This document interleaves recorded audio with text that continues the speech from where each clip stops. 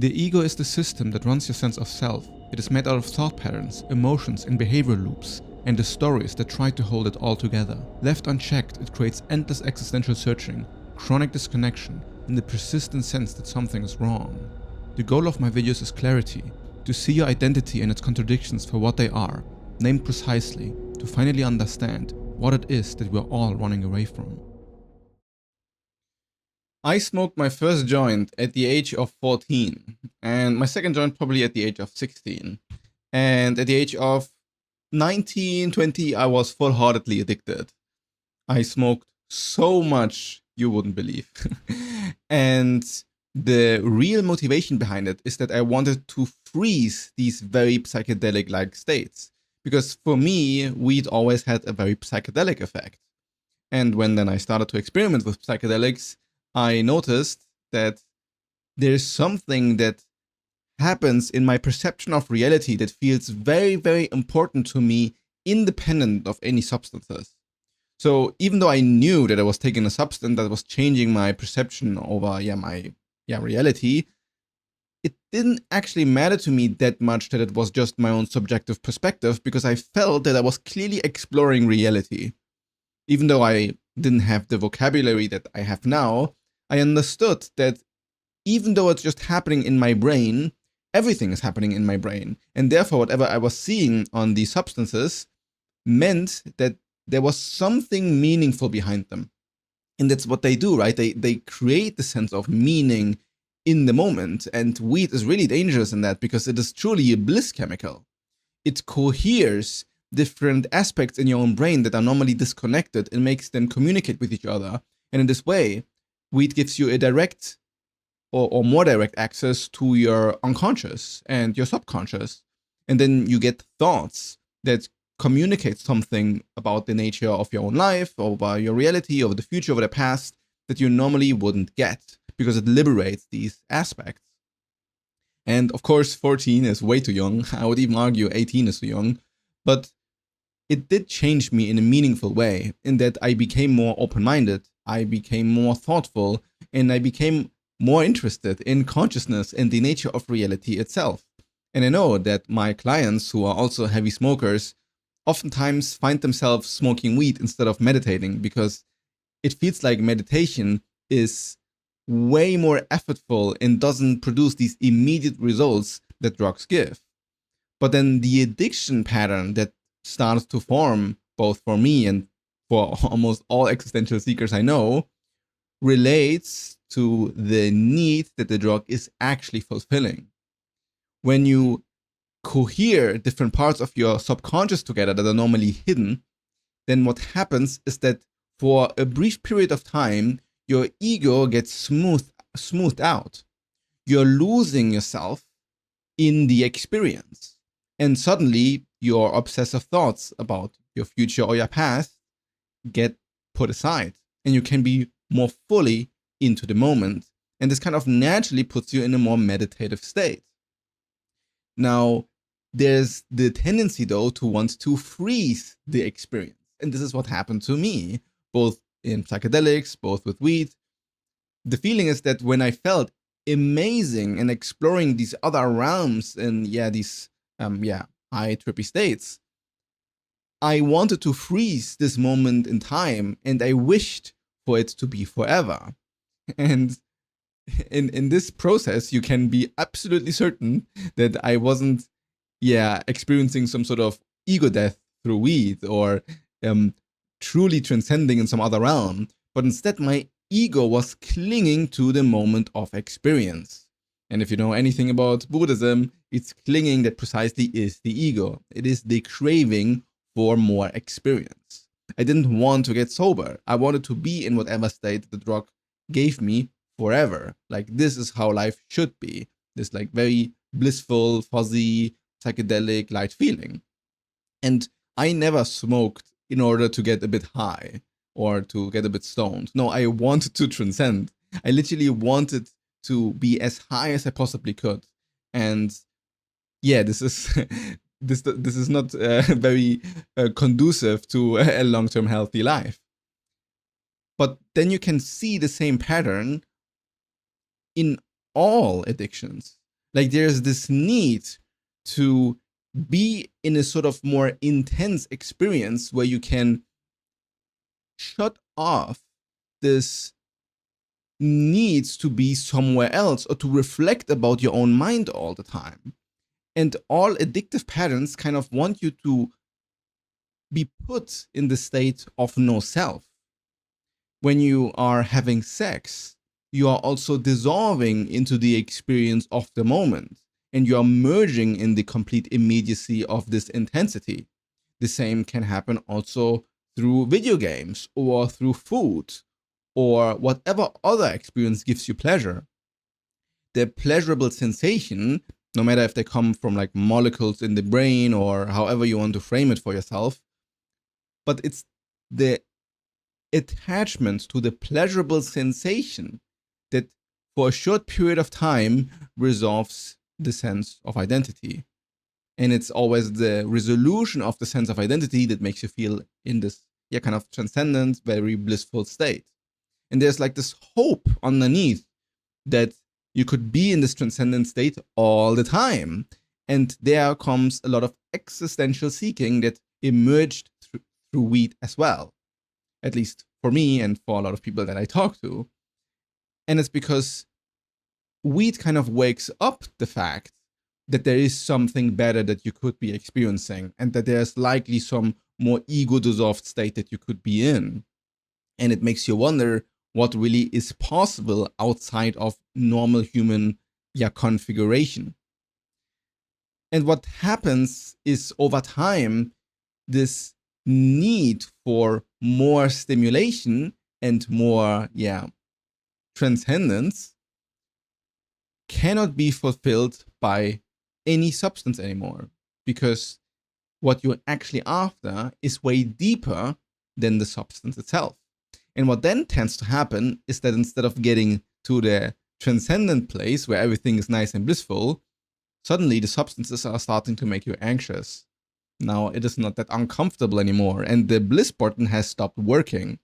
And you can get into quite horrible loop with a lot of substances where, and I know this perfectly myself as well, where you start to press the pleasure button, but instead of that, you get a bad experience. Like you're getting paranoid, you're getting anxious, you're getting restless. You're actually now overthinking about yourself instead of shutting this part up, because you're still communicating with your unconscious, and your unconscious now is full of worries. And instead of cohering around them, now you're focusing on them, because somehow your mind kind of knows that you are rejecting an aspect of yourself. And now this is the aspect that the substance is bringing forth.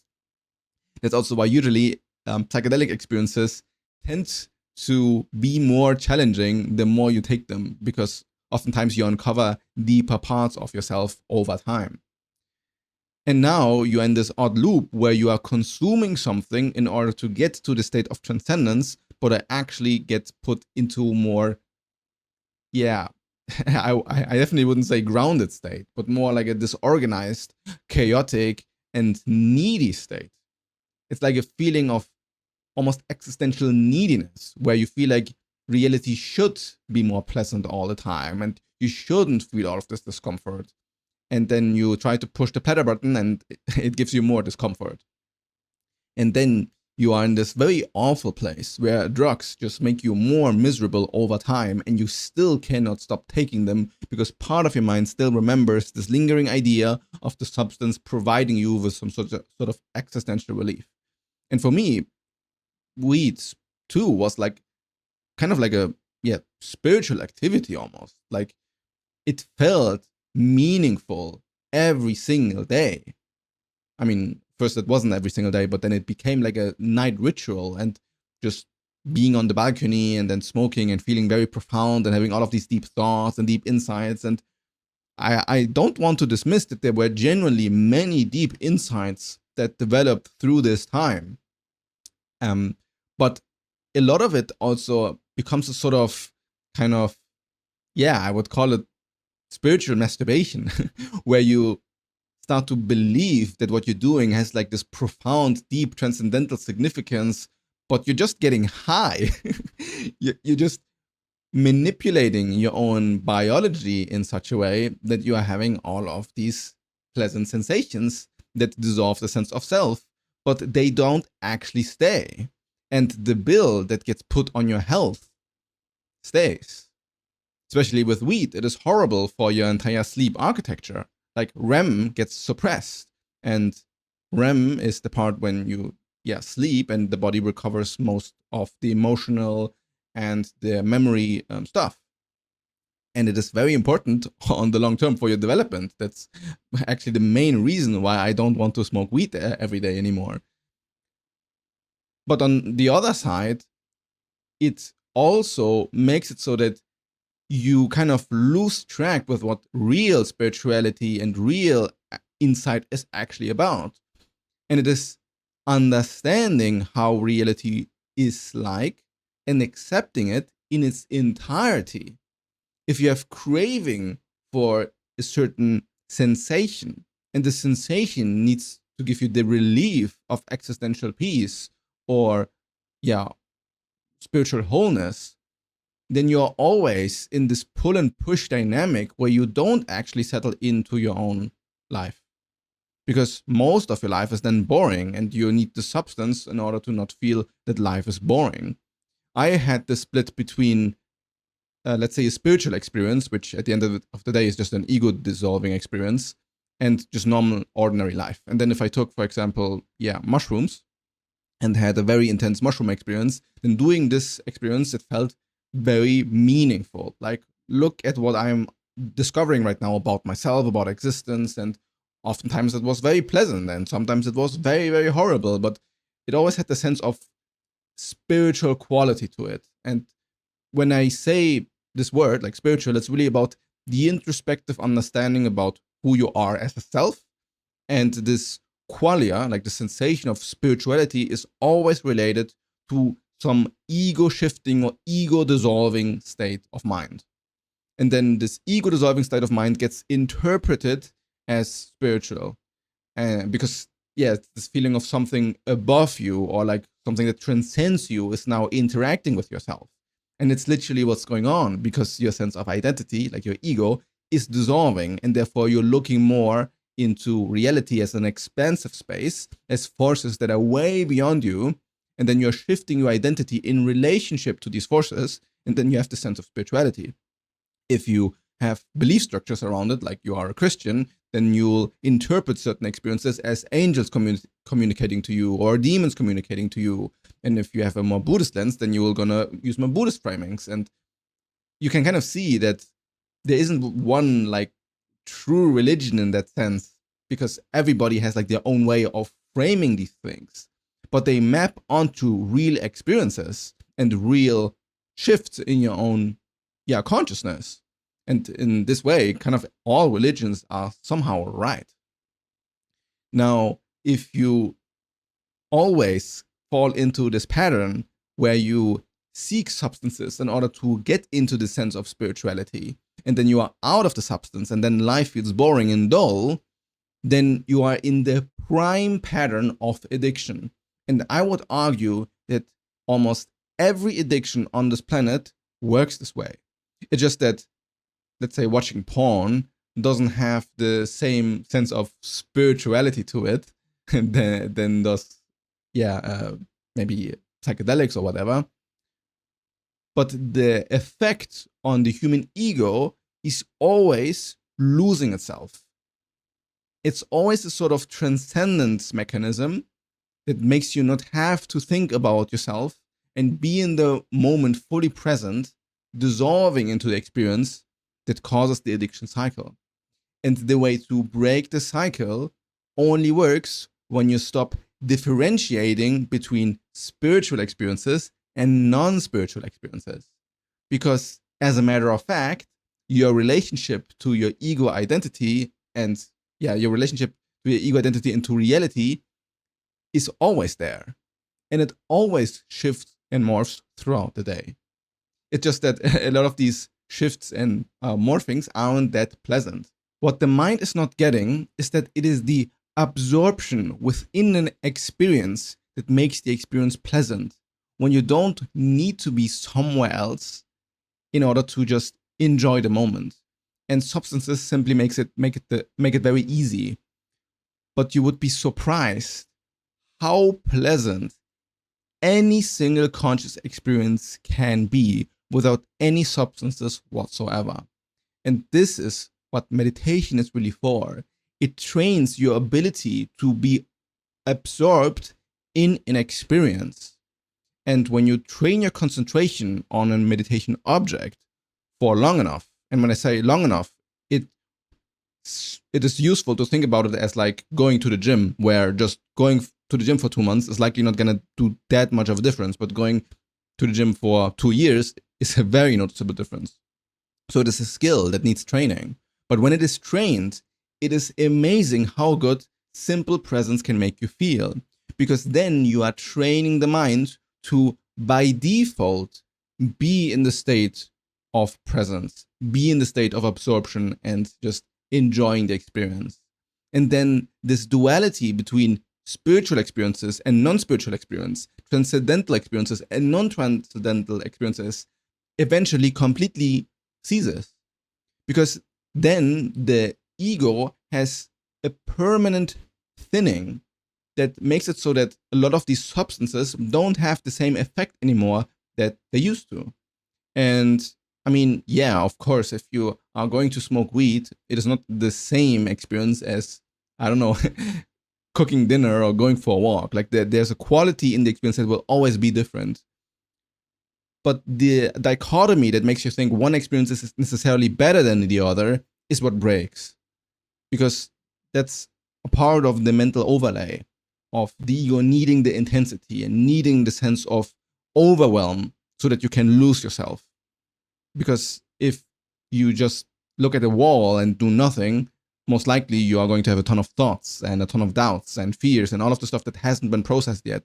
And substances kind of overwrite that completely, and you don't have to deal with it, except if you take like psychedelics, they actually make you deal with it.